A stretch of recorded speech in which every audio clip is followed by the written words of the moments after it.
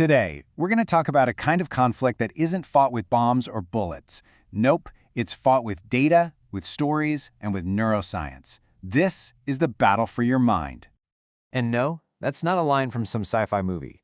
That's a real quote from Dr. James Giordano, a neuroscientist who consults for the U.S. Department of Defense. He's talking about the human brain as a target.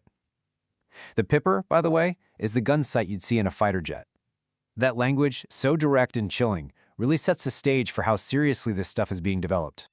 And look, this isn't some far-off theoretical threat. You've seen the headlines, right? Social media manipulation, election interference. These are the skirmishes we can actually see in a much larger and usually invisible information war. So how exactly is this war being fought? Well, it all starts by targeting the stories we tell ourselves, the very narratives that shape our reality. Okay, so check this out.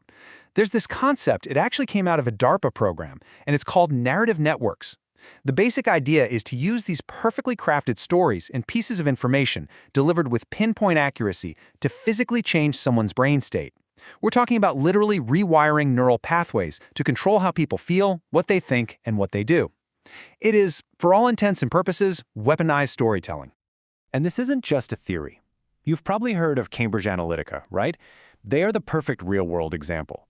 They hoovered up massive amounts of data to build these incredibly detailed psychological profiles of people. Then, they used those profiles to hit individuals with tailored messages, all designed to influence how they'd vote in huge events like the US elections and the Brexit referendum. And here's the kicker. Their connection to the SCL Group, a British defense contractor, shows you just how blurry the line is between these commercial data operations and the world of military intelligence. Using narratives is one thing, but the ultimate goal is to go even deeper. It's about disrupting an opponent's ability to even think clearly in the first place. It's really about hacking the very process of making a decision. And that brings us to this wild term coined by a U.S. Air Force colonel, neocortical warfare. It's warfare aimed squarely at the neocortex. That's the part of your brain that does all the high-level thinking.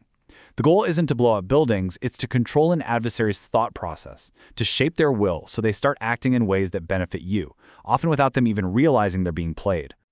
It sounds incredibly complicated, doesn't it? I mean, how do you actually get inside someone's head and just mess with their ability to make a choice?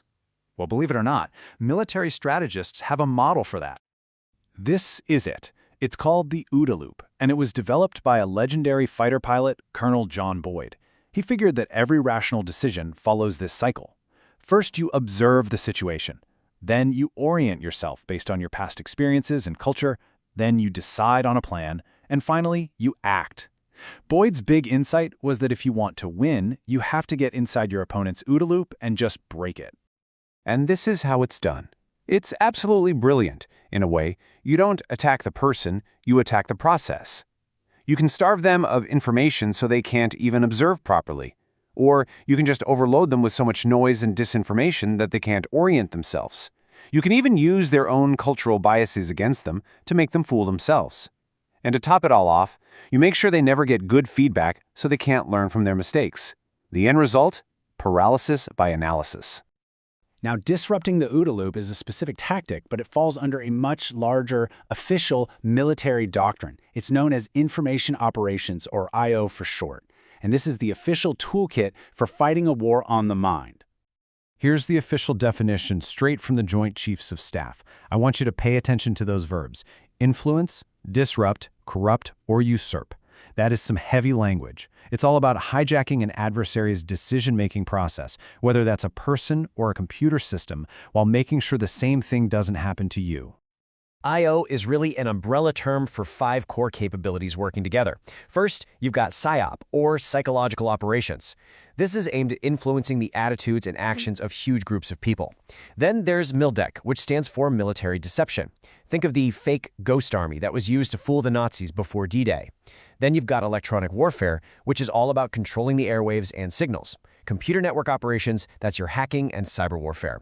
And finally, OPSEC, Operation Security, which is the defensive side, making sure the enemy can't figure out what you're doing. Altogether, they create a really powerful arsenal for a conflict that has no bullets. Now, these ideas didn't just pop out of nowhere. To really understand their power today, we have to rewind the clock, back to the early 20th century, when this whole science of coercion was really born.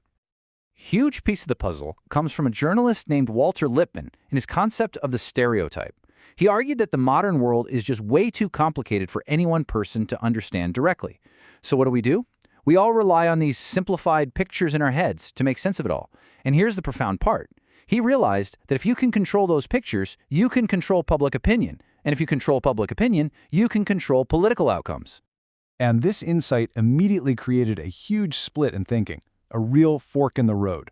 On one side, you had Lippmann, who, even with his theory, thought this knowledge should be used by experts to help the public understand the world better.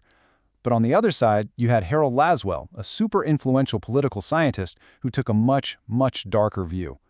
He argued that the masses are basically bad at knowing what's good for them, and that an enlightened elite must use propaganda to control them for their own good. Not everyone was on board with Laswell's vision, to say the least.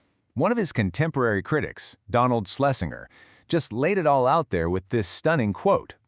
He's basically accusing his colleagues of trying to fight one kind of dictatorship, one by force, by creating a brand new, sneakier kind, a dictatorship by manipulation. Wow, that quote really captures the central ethical problem that still haunts this entire field. And this wasn't just some academic debate. After World War II, these ideas were put into action, and fast. In 1941, the OSS, the precursor to the CIA, is formed. By 1946, its successor is in place.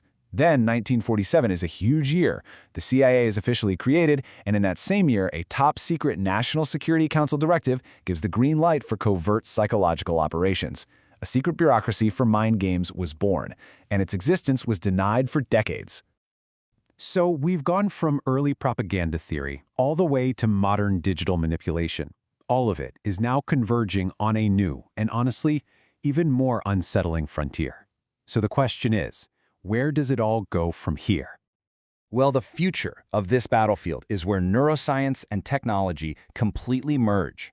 We are talking about brain-computer interfaces that could one day read and maybe even write information directly to the brain.